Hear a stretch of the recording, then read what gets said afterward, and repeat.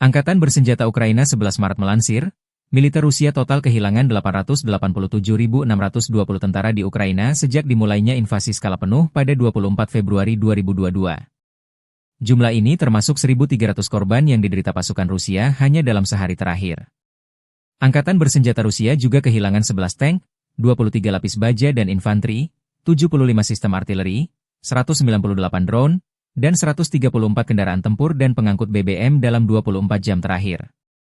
Menurut laporan staf umum Angkatan Bersenjata Ukraina tersebut, Rusia juga total kehilangan 10.303 tank, 21.423 kendaraan tempur lapis baja, 40.205 kendaraan dan tangki bahan bakar, 24.346 sistem artileri, 1.313 sistem roket peluncur ganda, 1.103 sistem pertahanan udara, 370 pesawat terbang, 331 helikopter, 28.801 pesawat tanpa awak, 28 kapal dan perahu, dan 1 kapal selam.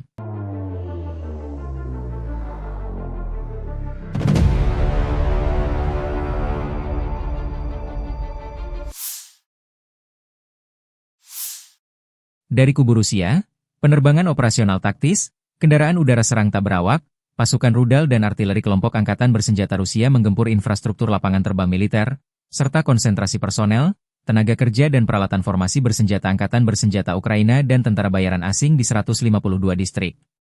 Sistem pertahanan udara Rusia menembak jatuh pesawat MiG-29 milik Angkatan Udara Ukraina dalam pertempuran udara, serta 5 bom udara berpemandu jam, 7 roket peluncur ganda HIMARS buatan Amerika Serikat, dan 50 kendaraan udara tak berawak jenis pesawat. Sejak dimulainya operasi militer khusus, Ukraina kehilangan total 657 pesawat, 283 helikopter, 45.927 kendaraan udara tak berawak, 600 sistem rudal anti pesawat, 22.097 tank dan kendaraan tempur lapis baja lainnya, 1.526 sistem roket peluncur ganda, 22.403 artileri lapangan dan mortir, dan 32.658 kendaraan militer khusus telah dihancurkan.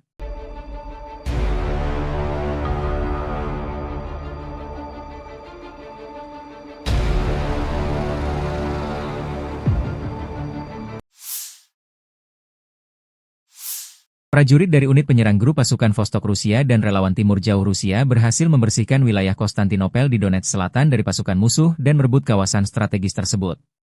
Operasi ini dilakukan dengan dukungan tim pesawat tanpa awak, drone, dan unit artileri yang bekerja sama untuk menghancurkan posisi pertahanan lawan.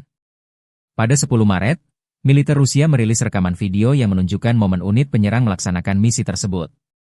Kolaborasi antara drone dan artileri menjadi kunci keberhasilan operasi, memastikan bahwa posisi musuh dapat dinetralisir sebelum pasukan bergerak maju.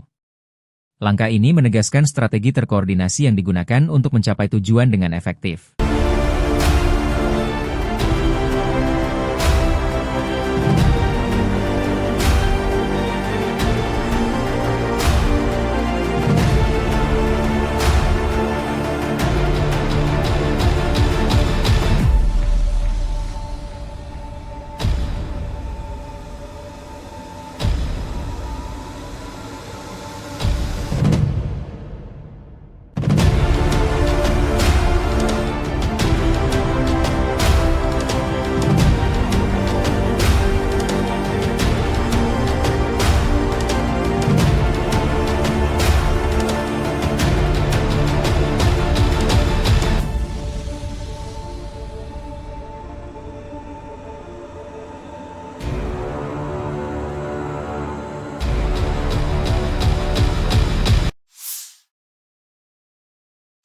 Media-media Ukraina melaporkan serangan drone Ukraina menyerang kilang minyak Novokuibishevsk di Samara Oblast, Rusia, pada 10 Maret.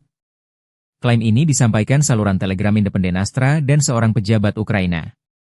Serangan ini merupakan bagian dari upaya sistematis Ukraina untuk melemahkan kapasitas militer Rusia dengan menargetkan infrastruktur penting seperti kilang minyak, lokasi militer, dan gudang logistik di belakang garis depan.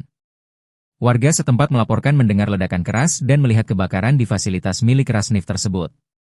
Kilang minyak Novokuibishevsk merupakan salah satu fasilitas terbesar di Rusia, dengan kapasitas produksi mencapai 8,8 juta metrik ton minyak per tahun. Menurut Andriy Kovalenko, Kepala Pusat Penanggulangan Disinformasi di Dewan Keamanan dan Pertahanan Nasional Ukraina, kilang ini memproduksi bensin, bahan bakar diesel, dan bahan bakar minyak yang sangat penting bagi transportasi dan peralatan militer Rusia. Serangan ini terjadi meskipun lokasi kilang berada sekitar 900 km dari garis depan konflik di Ukraina. Hingga saat ini, militer Ukraina belum memberikan komentar resmi terkait serangan tersebut. Klaim ini juga belum dapat diverifikasi secara independen. Namun, serangan-serangan serupa terhadap infrastruktur energi Rusia telah menjadi strategi Ukraina untuk mengganggu pasokan logistik dan operasional militer Rusia dalam perang yang telah berlangsung lebih dari setahun. Pasukan Rusia melancarkan serangan menggunakan rudal Iskander ke pangkalan sementara angkatan bersenjata Ukraina di Zaoleshenka. Serangan ini menambah ketegangan di medan perang dan menunjukkan kekuatan militer Rusia dalam konflik yang masih berlangsung. Video serangan tersebut dirilis pada 10 Maret 2025, memperlihatkan dampak dari rudal Iskander terhadap target di Zaoleshenka. Hingga saat ini, belum ada informasi resmi mengenai jumlah korban atau tingkat kerusakan akibat serangan tersebut.